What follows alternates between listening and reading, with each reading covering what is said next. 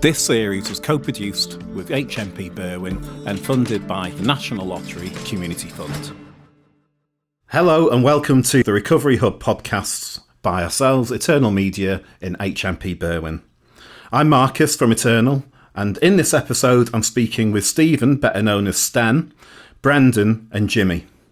It was another one of those days when I walked into Berwyn's recovery factory and recognised a couple of the guys, one of them being Sten, who we've worked with before in North Wales recovery communities down in Bangor.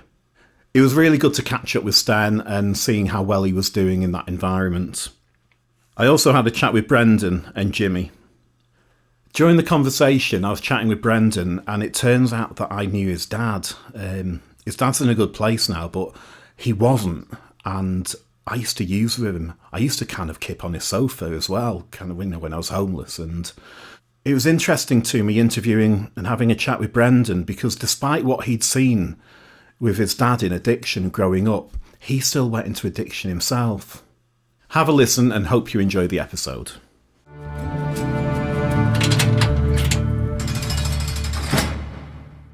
Who am I with today? My name's Stephen. I'm back in jail all for my addiction, yeah. Same old story, really. No, that's cool. We'll just go around and introduce ourselves. I'm Brendan. Just finishing off a recall. My name's Jimmy. I'm doing 37 months. Nice one, Jimmy. You in recovery? Pardon, yeah. What are you recovering from? Crap. How long? What now? 6 months. Been recovering 6 months. Well done. Got off the smack and just crack. But we just can't seem to give that up yet. Was it a long addiction? Well, yeah, since I was 21. And how old are you now? 60. You're 60? Yeah. So, bloody hell, yeah, that's a long addiction, isn't it? Yeah. Did you start your recovery in jail? No. All they want to keep giving you in jail is methadone. So you're defeating the object. You want to get someone off drugs, you don't give them drugs to get them off it, because methadone's even worse than the heroin that's taken outside. I agree. It's a bigger addiction to get off. I snapped off the methadone, come out of prison, and I said no to smack. Well, they do that out there as well. It's not just a jail thing, that is it? It's, no, but that's even you wouldn't need a painkiller in jail now. They don't give you a painkiller; they'll give you methadone. That's wrong.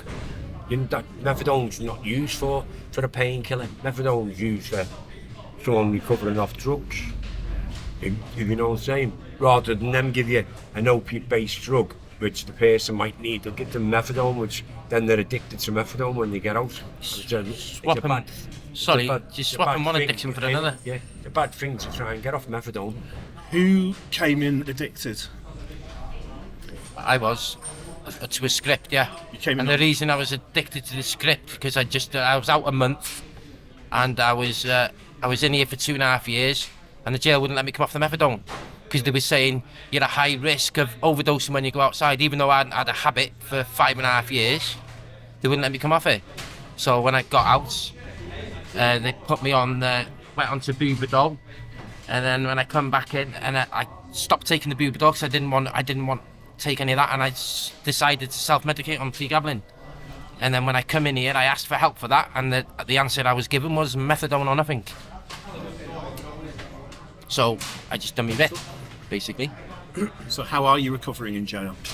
I've just come out of it now, basically, like a few months into it, and like now I'm starting to eat properly. Now You're off everything? I'm off everything. Well done. I just sat behind the door and done it. Just done me rip like. I thought it was the best way if I want to get off it that much. That's the way I thought it was. If I put as much effort into that as I was putting into me drugs and me money, getting me drugs and me money, if I put the same effort into getting off it, I'll smash it. And that's what I've done. You're nodding, Sten. Yeah, I like what the young lad's saying there now, because I just started talking to me. I started work here this morning. I'm in recovery myself. And I agree what he's saying, a lot here you've got to put your own action into it, to get clean, especially in a place like this. When I was out there, I'm 62 now, thank God I still got my health and all that. But the thing with me is, I'm always repeating the same thing over and over. I'll stay off there for like a year, 2 years, 3 years. And all of a sudden I think, I can get away with having a drink. Yeah. How many times have you heard a man say that? I'm not the only one. What I've learned over the years is you know, nothing's going to change for me. So I'll do this sentence now. Like this young lad here now, hope to God he stays off it. He's put all the hard work, then he'll have more hard work when he gets out there. You know, there's certain things we've got to do to stay clean, and I know what I have to do when I get out there. You know, I'm me personally, I'm going to move location, me, and I've done it before. Only, you know, I picked up again, only this time I'm sick of being sick, and I mean that. I came in here, still, you know, staying off the streets. You know, I was smoking crack, drinking alcohol, you know, 24/7. I was in a right state. Now I'm getting my health back, physical, mental health back. Yeah, jail's not perfect like these lads are saying. I know where these lads are coming. I've had the same experience here. Only I've had life experience out there. I've had experience in a recovery house where I did, you know, I didn't do what I was supposed to do. I took my eye off the ball, and then I picked up, and this is the consequences. Like they say, it's jails, institutions, death. That's what it'll take me, and I'm same for everyone else in here. You know, I've got to stop. I love life. You know, I've met you many times. You know, when I was doing well. You know, like all the expeditions we were having in the recovery house. You know, it's all good stuff. I lost that gratitude. You know, everything they said to me. You know, I should work harder on myself, and I will this time round. You know, I'm here now. 12 months from January, I'm out again on the streets. And I want to give back, especially to young people like this young lad here now from Bangor. I personally know his father. You know, I used to drink with his father. And you know what? I hope he does it this time. Sticks on with the right people who do it. I ain't going through all that 2.5 months of hell again, put it that way. 2.5 months to what? That's how long it took me to do me rattle this time. 2.5 months. Off the meth? Off the meth and the pre-gabs. Yeah. All in one. And I had no help, no medication for it. And yeah, I'm still not 100%, but I'm like more or less there, like, do you know what I mean? Still waking up in the morning with a spring in my step now, do you know what I mean? Why do you have a drug recovery week? You do no work with anybody. I've done a TC. That's the therapeutic community. Yeah, therapeutic community. You want someone to change, you've got to give them the tools to change and show them there's something better after drugs. Yeah. So, you know what I mean? It's hard to get off that circle. Yeah. But in here, you just put on a wing the same as everybody else and treat it the same as everybody else. But you're not. You're a drug addict.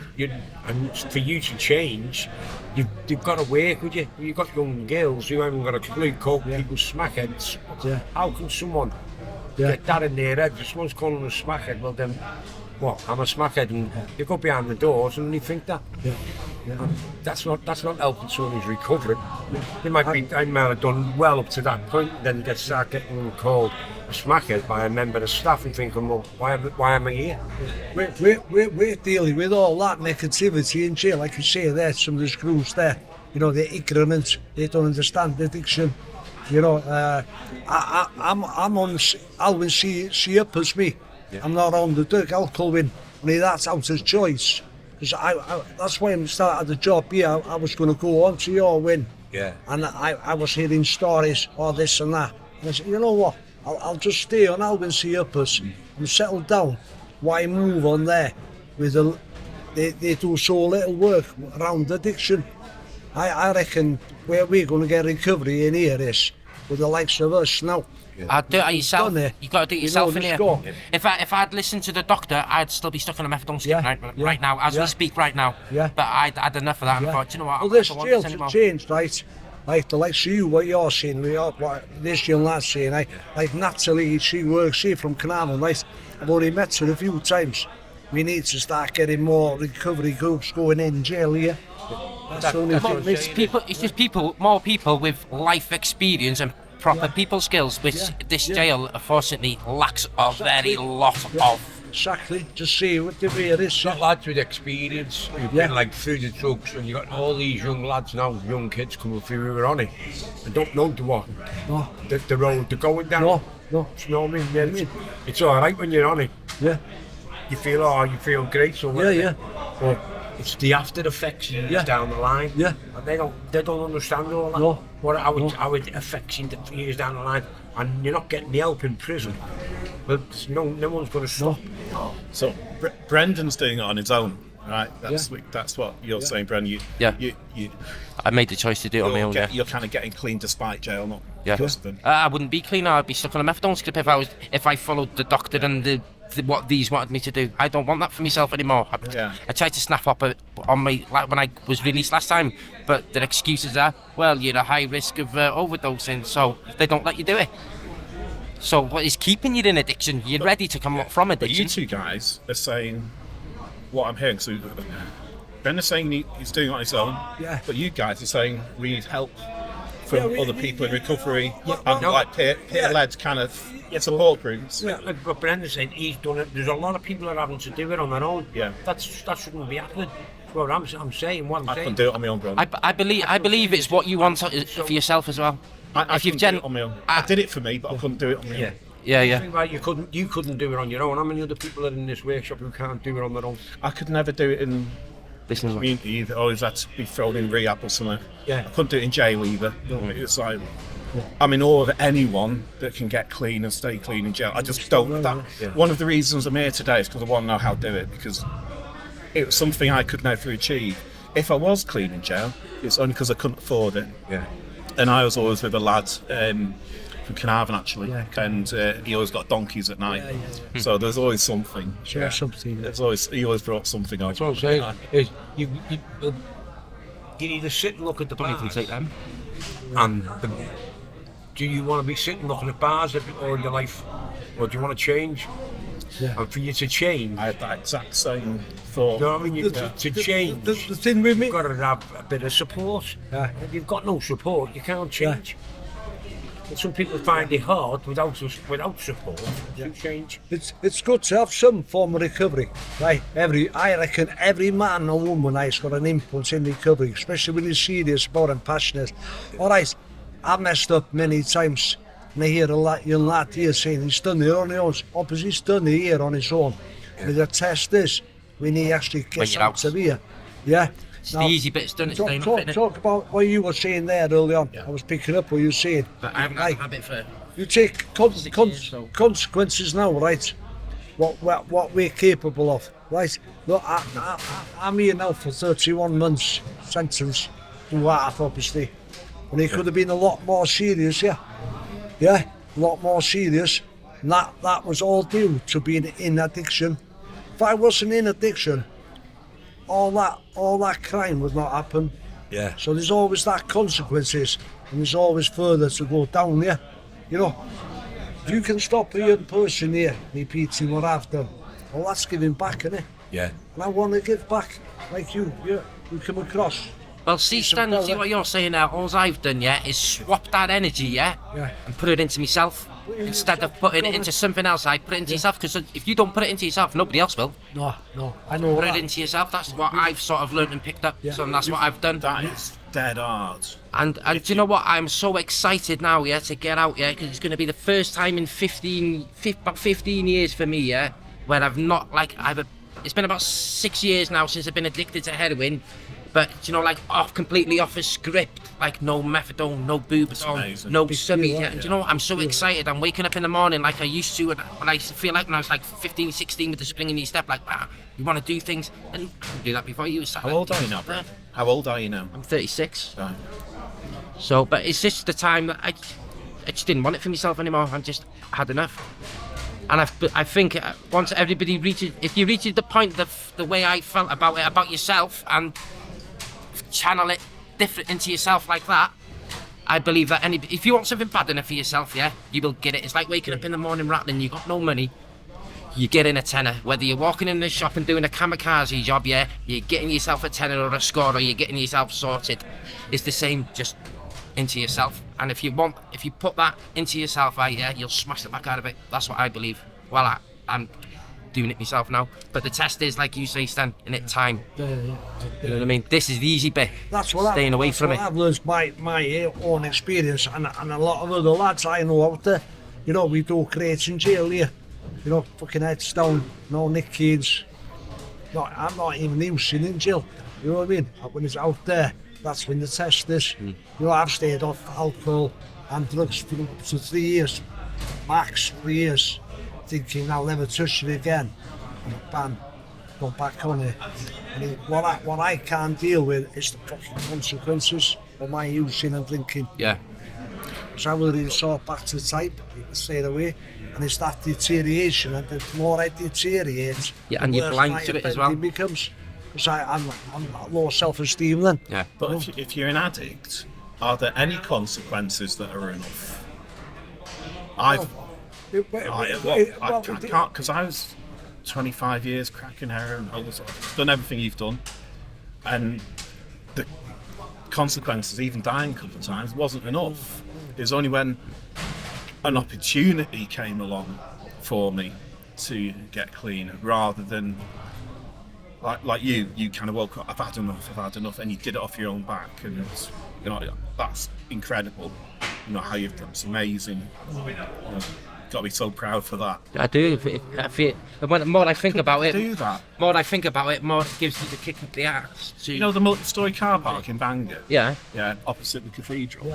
Like the rear stairwell, that was my home for a while. It was like, and that wasn't enough pain. So it's like... So the consequence that you spoke of, if you're a proper addict, do enough consequences? Well, it depends.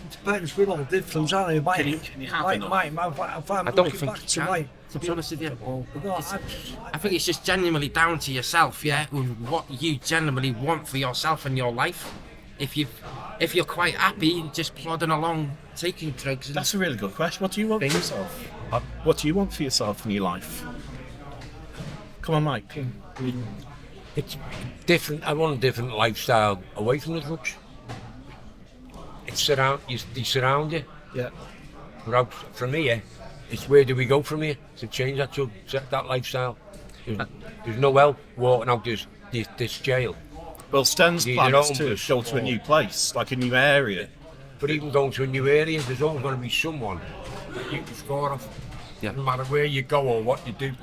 Yeah, So of what I'm course. saying, You can drop us in the Sahara Desert, right? You can parachute us in, and we'd score in half an hour. Exactly. So You scored in 10 minutes. there's got to be like a cognitive change. Like Brendan's had that cognitive change. I had it in rehab, and my rehab was staffed solely by people in recovery, which was good for me in early recovery, because it took an addict to get through to an addict, if you know what I mean. That was important for me. Not everyone. We need everybody. We need people who've been through addiction and people who've not been through addiction. It was a whole mix for me. Because people who have not been through addiction, who've been counsellors, they've taught me how to live as well. So they can't teach me nothing about drug use, but they could teach me how to live. Normality. Yeah, they couldn't. Yeah. Go to the toilet. Yeah. No, she's driving. Yeah. Yeah, I know. When I leave here now, I'll have to start in a bail hostel, and I know what's waiting for me. 3 months in a bail hostel. See, but I don't believe that's good for some people. I think that's putting them. I think it's terrible. I think it's not putting them good for a in. lot of You're people. throwing them right in the middle of it. Yeah. It's not good for a lot of people. You're throwing right in the middle there. Because of my experience, I know I can do it. Only how many people can't do it? When you're doing so well here, they're going to throw you in that. I think if there's a sober house or something you could go out to. Yeah. But Like Brendan now, right? I don't know. He's got to be willing for it. Say Brendan now, right? His father's up here, moves to Dolgecha now. Obviously, I'm going to go see his father, blah, blah, whatever, yeah. But I think for him, like, he'd be better to go in a Penryn house. If you went to Penryn house now, yeah, you thrive. he'd thrive there, yeah. And it's local. That's A lot of my good opinion, energy yeah. there. You talk I about reckon good so. energy. There's a lot of good He energy. does, yeah. He'd do well, him. I know he would. And he's got to stay focused when you're out there, yeah. Especially your own bunker there. Are you going back to Bangor? Where are you going to? I'm gonna go to my dad's. Yeah. He's sorted himself out a bit. You know what I mean? He's not. That's brilliant, because I've used with your dad. He has a beer, but he doesn't touch no. He'll have it every now and again. Spent a lot of time with your dad. You know what I mean? Yeah. But It's amazing to hear that he's sorted it out. But he doesn't do what he used to do, and he's happy. Listen, I know he's nearly 60 now. Yeah, he's stuck in his ways. He ain't changing. He's happy. He smokes his weed. He has his beer, and he has his pre-gab, and he's happy. And he doesn't want to change. If he wanted to change, he wouldn't be doing that. He doesn't want to change. He's happy and content like that. I'm happy and content for him. He's like that. What do you want? What, for myself? Yeah. Or I just want to just go out, be normal, and work, and just earn a normal living, and just get like a part of my life that I had back, what I had before.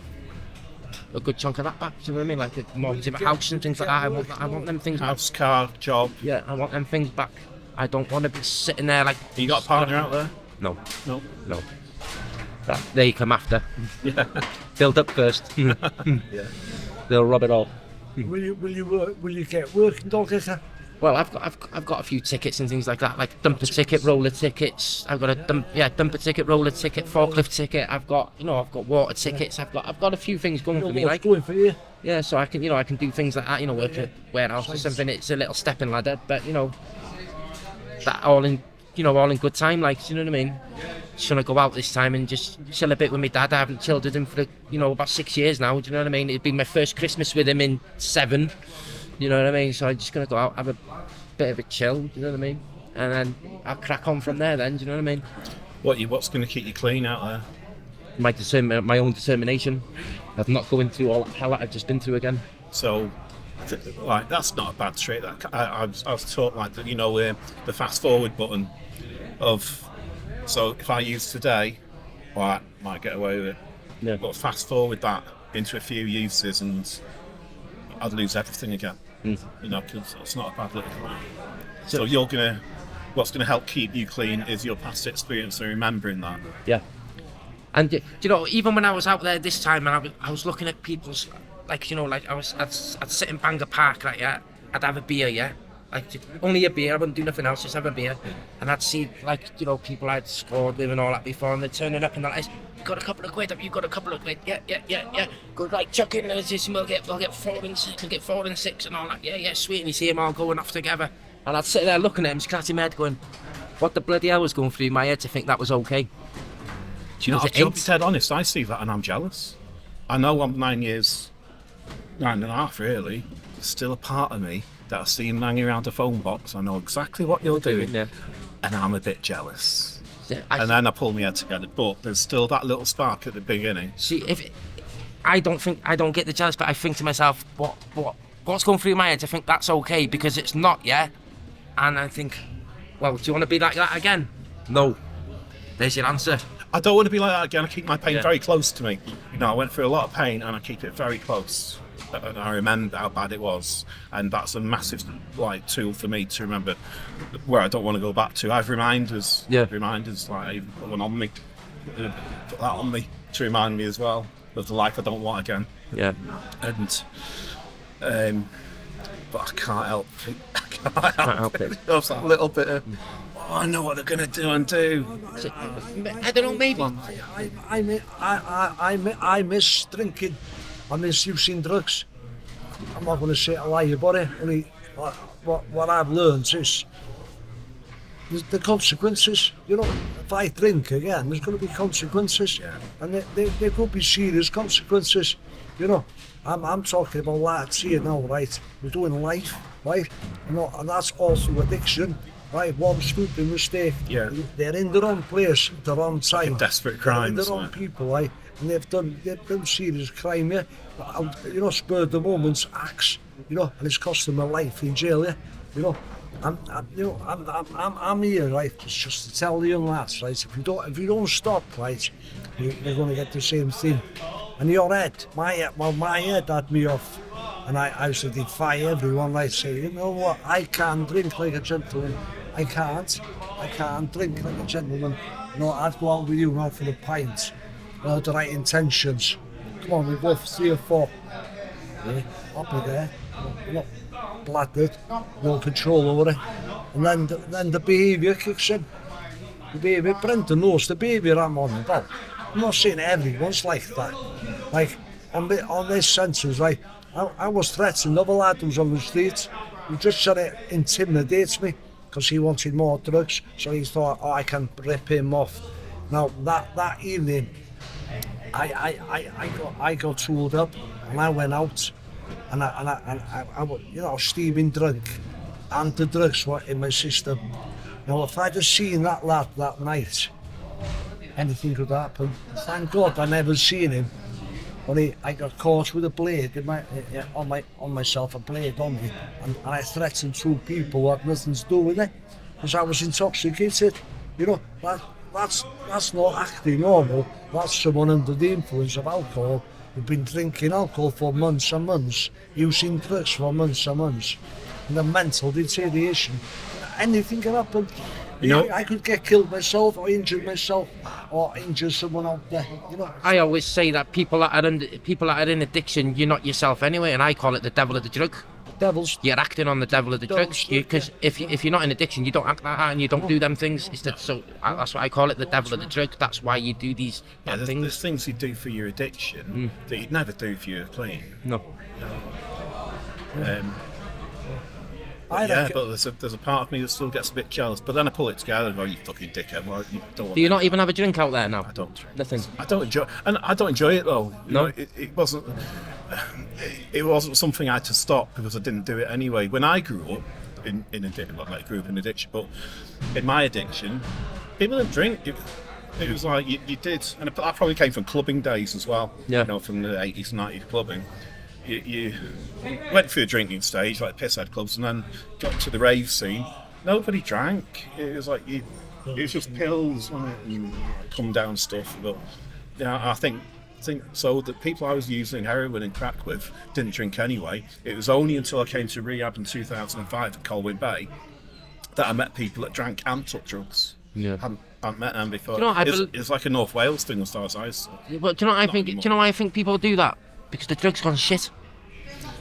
To be totally honest with you, because if you go back in the 80s and the 90s, well, you know yourself, especially in the heroin, you know, you go and buy a tenner bag and it'll last you. You know what I mean? Yeah, when I'm now, I don't get into all sorts. When I started taking heroin, it wouldn't run from one end of the foil to another. It was like China white, wasn't it? So it was very short. Now, these days, it's like a ping pong ball. Ping, ping, ping, ping, ping, ping, ping, ping.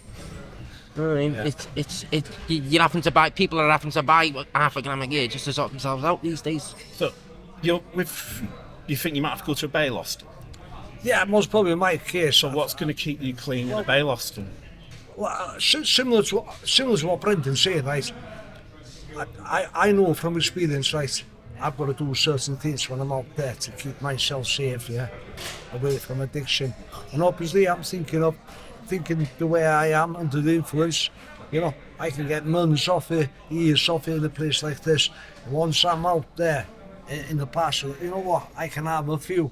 That first one does the damage, right? Like last time I got out of Old Coast, stayed down here 3 months in a bail hostel, got back, found my own flat, got a job, full-time work, got my car, everything legal, and that was hard work in itself, because I wanted then and then. I was getting well, yeah. Only when I was actually working in this place down the road here, and I went home that night to the flat, started drinking. Within a month, I was going back to Carnarvon, left the flat, left all my property in the flat. I made myself homeless because of the way I was. You know, I just lost everything with it. You know? Then again, I've known people out there to be intentionally homeless because they make more money begging on the streets. Yeah. I've known a few people like that. I don't want to be like that. I just want a normal life, like what you were saying. Yeah. Like, well, that fella, if he just walk along and he's gone to the toilet there, I knew where he was coming from. All he wants is a normal life. Yeah, you know, bloke's 60 now. You know, he needs a peaceful life, yeah. You know, I remember busking like Colwyn Bay, Bangor, you know, outside, opposite Greg's. Yeah. I just sat there and I saw the world at kneecap height. You know, I was just there. I used to play saxophone. Just got a mate bought me on trying to keep me out of jail. Yeah. Just a different kind of income for gear, and I guess it worked. But I was just there. I just saw the whole world at kneecap. You know, everyone's kneecaps just walking past me all day. I thought, I don't care who you think, don't care who you are. I want your life. Yeah. Yeah, your life has got to be better than my life. I don't care where you're going now. I want your life, because it's just got to be so much better than what I'm going through right now. And well, that's the type of thing that sort of given me my bit of a kick up the ass is, you know, I do not want. I have had enough. I've seen it growing up. with my own man. I've done it myself. You've seen both sides, haven't you? Even though I seen what it done before I took it, I seen how it destroyed lives. I still done it to myself, and now I'm at the stage that, okay, I might have had a lot more experience than a lot of other people because I've seen both ends of it and done it. But You've never not known addiction, then? I've always seen it. Listen, I remember coming downstairs when I was like 6-7 years old and seeing my old man on the sofa, and all he used to say is he used to hide it the best he could, obviously, but obviously, you know, I'm at an age that, you know, I was on it, do you know what I mean? He's like, oh, Dad's ill, do you know what I mean? And I knew what it was, do you know what I mean? I'd go and I remember my first ghetto blasted, it was like 1997 or something, do you know what I mean? And I'd go and sell it and go, yeah, Dad, go to school, rob the teacher's purse, yeah, Dad, do you know what I mean? Because I couldn't physically sit there and watch him, do you know what I mean? Been ill, do you know what I mean? So I've sort of understood that, but the mad thing is I still got into it myself, do you know what I mean? Why do you think that?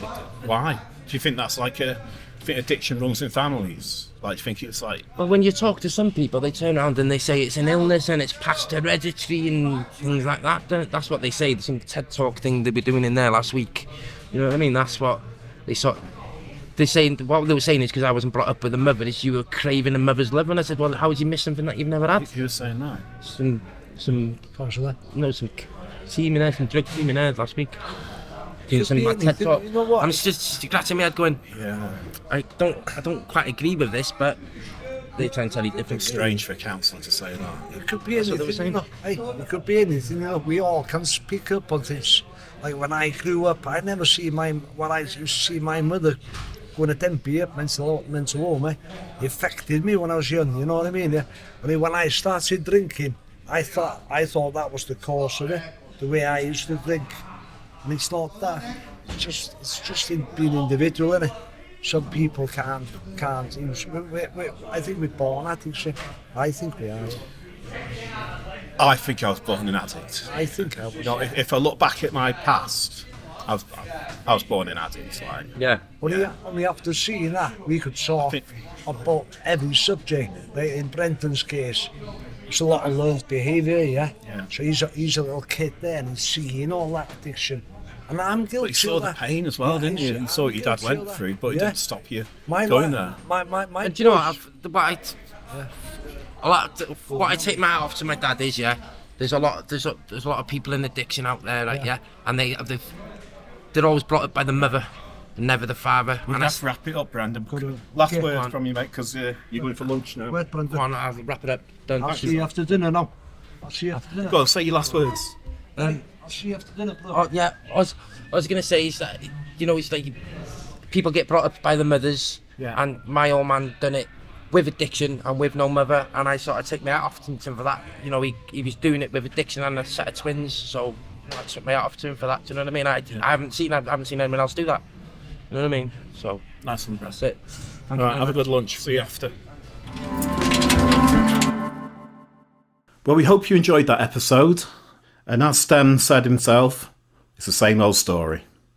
Thanks for listening to the Recovery Hub podcast brought to you by ourselves, Eternal Media. On our next episode, we have Luke from Eternal chatting with Chris and another Luke about planning for release and coping with the emotions of a loved one at their end of life whilst in prison. Thanks again for tuning in. Goodbye.